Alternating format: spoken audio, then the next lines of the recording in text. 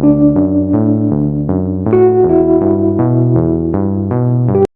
students, in this video I will be teaching you how to get started with Java programming, how to make simple programs very easily.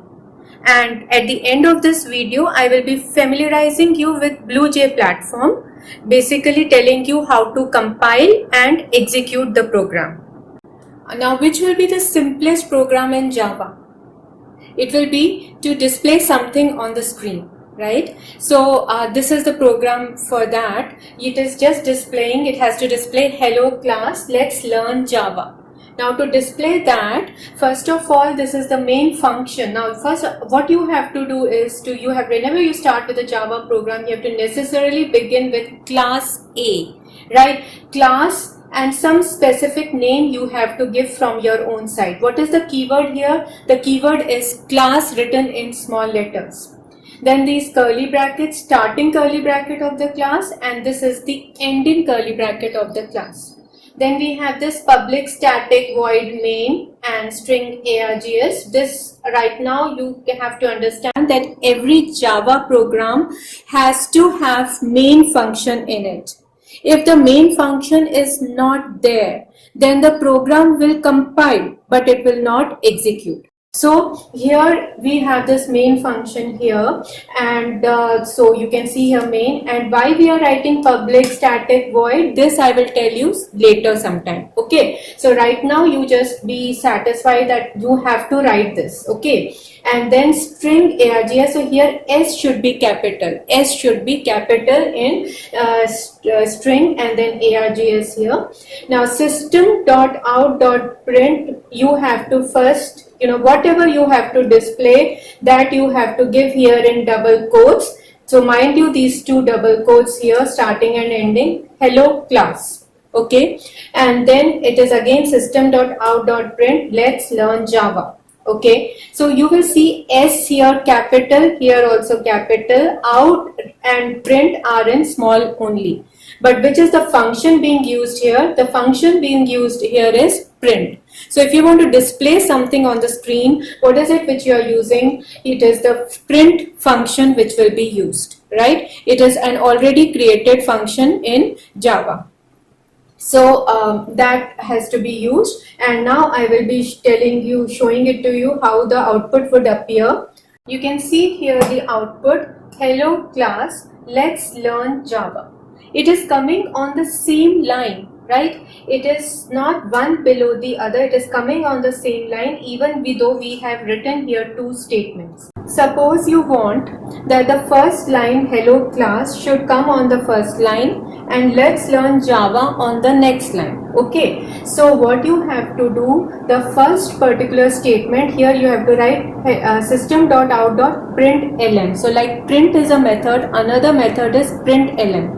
What is the difference between the two? Print will display on the same line, right? And then after displaying, the cursor will remain there. But in this case, when it is println, when it is used, it will first display and then the cursor will go to the next line. So as you can see, hello class will be displayed on the first line and let's learn Java will be displayed on the next line, right? Because println was used. So hello class is displayed, after that the cursor goes to the next line and then it will display let's learn Java.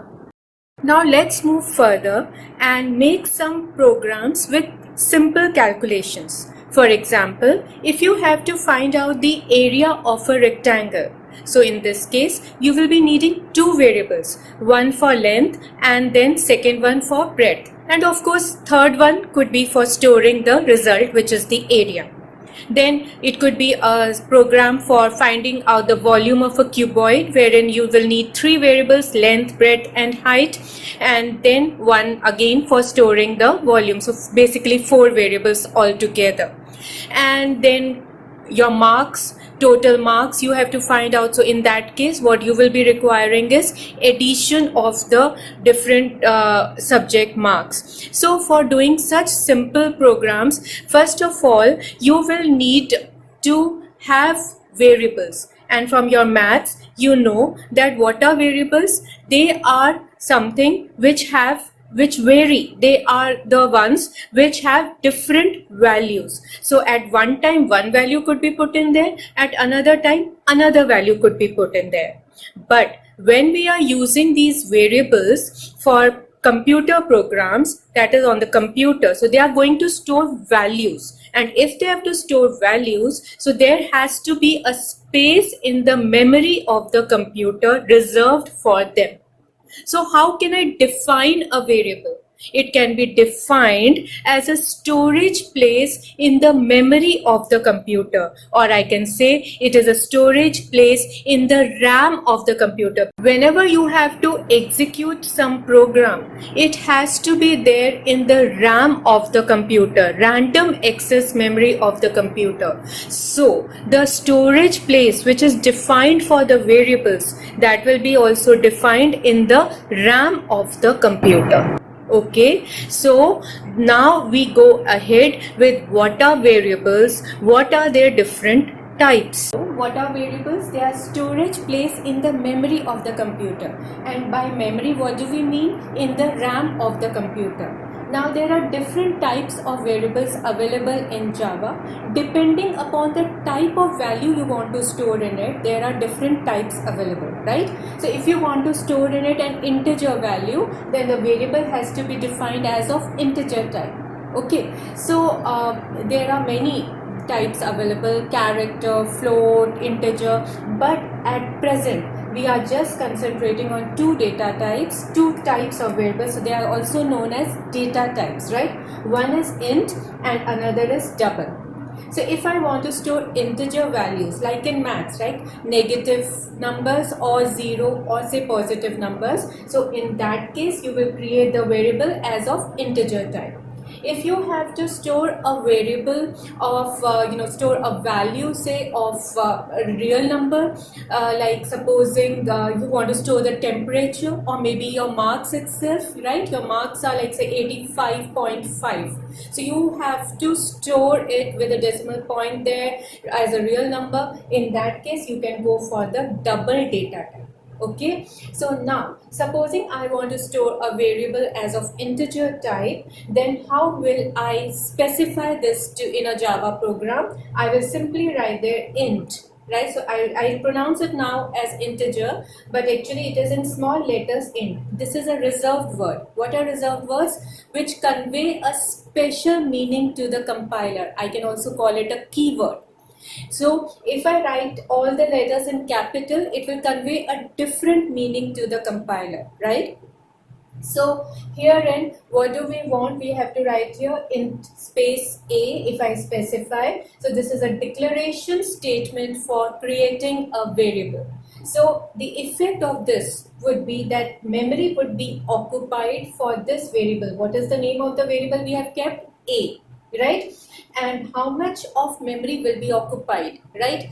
Because if memory is occupied, so natural question is how much of memory would be occupied. So if it is an integer variable, how much of memory would be occupied? It would be 4 bytes. Suppose I want to store a value which is of a real number. So in that case, int will not be okay. I will be taking then double type. Okay, so what will be my data type? Double. So double in small letters space variable name, right? So this will be the declaration statement. A with the name A, memory would be allocated, RAM space would be occupied of how many bytes? It would be 8 bytes. So if it is double, it would be 8 bytes of memory that would be occupied, and if it is integer, it would be 4 bytes of memory that would be occupied. So having known these variables, now we can make those simple programs. Like first, let us make a program to calculate the area of a rectangle. If supposing I have to determine the area of a rectangle, so there's an operator I will be using. Length into breadth, so I will be needing the multiplication symbol, right? Similarly, if you have to say calculate the sum total of your marks, so in that case you will be needing the addition operator. So there are arithmetic operators which are there in Java. We will be needing them now. So plus it is same as in maths, minus also same, multiplication. This is this asterisk symbol which will be used for multiplication. So not that cross, right? It will be asterisk symbol which will be used for multiplication. Then division, it is the forward slash which is bent forwards, right? Not that backwards, it will be bent forward. So this is for division. And there is this another operator from your Excel and all, you know that this is used for finding out the percentage, but this is not for percentage here. Here this is for finding out the remainder of the division between two numbers, right? So this is known as the modulo operator. So when in Java you are using this percentage symbol, you will not call it percentage, you will call it what? You will call it modulo. And it gives you the remainder of the division between two numbers. So now you can see the difference when I'm using division operators. When I say 25 division sign 5, so it will give me the quotient 5. And when I say 25 modulo 5, then it will give me the remainder. Okay, so now if you have to determine the area of a rectangle, which operator you will be using? You will be using the multiplication operator. So now I'll make the program and show it to you. As you can see, this is the program I have written for determining the area of a rectangle. Okay, now that is well known, class space A. I am in the habit of always using the class with the name A. You can give it whatever name you are comfortable with. Now, then this main function. So this is well known that every Java program has to have the main function so that it can be executed. Now double A is equal to 25.3. I am taking a double type of a value because length can be, I'm assuming that it can be a real number, right? So I am saying double A equal to this 25.3 comma B equal to 10.5. So if more than one type of more than one variable of the same type you have to specify, you can just put their commas in between. Then double C. Okay, and mind you, the semicolon. After every executable statement, you are ending it with a semicolon. Then C is equal to A into B. As simple as that. So length into breadth you will do and the result will go into C. And now this C has to be displayed. So to display it, what will I write here? System.out.print. Area equal to, I put in double quotes, plus C. So area equal to will be displayed as such. Now this is something we have not seen earlier. So double quotes, whatever you write, that will be displayed as such. But after that I've written plus C. So this is the variable's value I want to display. That is why it is written without the double quotes. If supposing I write plus C also in double quotes, so the plus C will be displayed as such on the screen. But I don't want C to be displayed, I want its value to be displayed. Therefore it has to be joined together with this set of characters in double quotes plus C. This is how you are going to do it. So this is a simple program for finding the area of a rectangle. This is another program that I have written, and this program is to determine the area of a sphere. What is the area of a sphere? Pi r square, correct? Now in this pi, it is a constant value, right? 3.14. So it is a constant value you have to use. So in this case, I can also specify a variable as a constant. And how do you specify a variable as a constant? You will just write there in the declaration, you will prefix it with the keyword final. So final has to be written in small letters, right? So this is again a keyword. This will make this pi variable a constant. That means I have to, when I write there, I have to say final double pi equal to 3.14. Supposing I do not write equal to 3.14, please listen carefully. Supposing I don't write equal to 3.14, in that case it will give me an error. Whenever you are defining a variable as a final, as a constant variable, you have to, at the time of declaration, you have to initialize it with a value.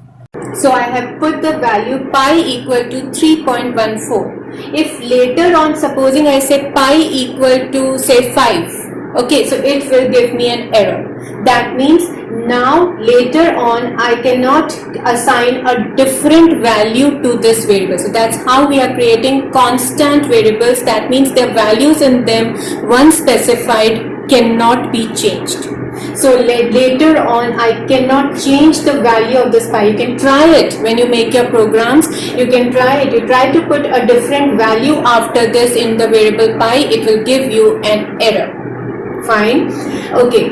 Now double R is equal to 5, then double C. C is equal to pi into R into R. So pi's value will be taken as such, and then it will be multiplied by R and again multiplied by R, you can see, and then this value gets stored in the variable C, and then the area can be displayed in the same way as we displayed in the previous program. So I hope you can make such similar programs. You can try from your own side to find out the area of a cube. Okay, from your own side you can try to make a program to find out the area of a cube. Okay, and then to find out the sum of the marks and the percentage also. So you can take your marks out of 50, say take it out of 50, and then find out the total marks and the percentage also. So this you can do now. It is possible for you to do such programs now. When you start making the program, so you will be creating the variables. Now in these variables there are certain restrictions, like when we give the name to a baby, right? So there are certain restrictions which follows. One follows according to one's own religion, custom and all. But in this, what we have to do is, there are certain restrictions in the same way you have to follow for giving variable names in Java, right? What are those? You should start with an alphabet or dollar or underscore, right? So you cannot start with a digit. Supposing I say 1A, no, not correct, right? Because it is starting with a digit. But if I say A1, that is perfect because it is starting with an alphabet.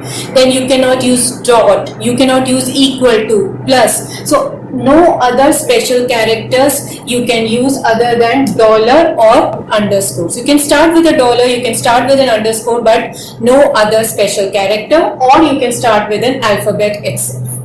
Now can be followed by digits or alphabets or dollar or underscore. So after that, after you start with an alphabet, then you can have a digit, you can have a dollar or an underscore. Cannot have spaces. You cannot have spaces in there. Like supposing total marks. So how do we write it? We say total space marks. So that is not allowed. You cannot have you cannot put a space between in a variable, right? So you cannot, that is not allowed. So either you have to connect the two, like you have to say total marks together, or you put an underscore in between, because underscore is allowed, right? So it is not a hyphen, please, it is an underscore. No special characters allowed other than dollar or underscore. So anytime you have to use a special character, it has to be either dollar or underscore, or don't use it, right? Now keywords are not allowed. So like I have this keyword void, you have been using, so in the program, supposing I'm using void, and I told you just now about int, double. So these are not allowed. You cannot use keywords in Java as a variable name, right? Then case sensitivity is there for the variables. That means, like if I create a variable with starting with small a, so say A1, and another with capital A1, both are correct. Yes, so both can exist together, because A1 small, this will mean a different meaning, a different variable will be created with that name, and capital A1, that will be a different variable created. So I think with this much knowledge, you can at least go over and start making simple programs, right? And I'm going to show you the execution of the program, the two programs that I have just made. I will show the execution of them using BlueJ. BlueJ is the editor which you are using in Java, right? So when you are writing these programs, you write the programs, right? So these programs have to be written somewhere. So where you have to write, for you people who are following ICSE syllabus, so they have to use BlueJ for the purpose. So now I am showing you how to write a program in BlueJ. For that, first of all, you have to open BlueJ on your systems and then click on to project option there. Then you have to choose new project. After that, you have to specify choose the folder and specify the name of the folder, that means the project name, and hit the create button. So you see, now you can decide which class to specify. So like supposing I am giving it the class the name A. So this is following variable naming restrictions. After creating the class, right click and click on open editor. So this editor window opens. You have to select everything by clicking on Ctrl A and press delete. Okay, now you start writing your program. So you see now here, this is the program written in class A, the entire program. And to see that it is error free, you have to click on compile option. You will have to click on that, and then if it is now giving you no syntax errors, so close it. Then right click at the class, choose void main, click OK here, and you will see this is the output. Correct? You close, you come back to this window where you can see your class. Here now you can see this is the class B here, and I'm purposely creating an error like removing the semicolon to show to you what will happen then when you compile. See, semicolon removed. Now if I click on compile, so you see it is giving me an error, semicolon expected. So I put back the semicolon, now compile. So you see no syntax errors. It is then that we close and try to execute it by right clicking on void main. Okay, 78.5 area equal to 78.5, it is showing. Please practice the programs so that you become comfortable with Java syntax and BlueJ. Thank you.